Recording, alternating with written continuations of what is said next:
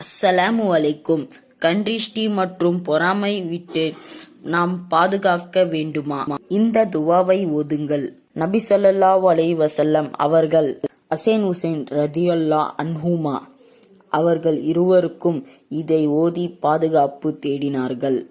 அஊது பிக்க கலிமாத்தில்லாஹி தாமா மின் குல்லி ஷைத்தானி வாமா வமின் குல்லி ஐனின் லாமா.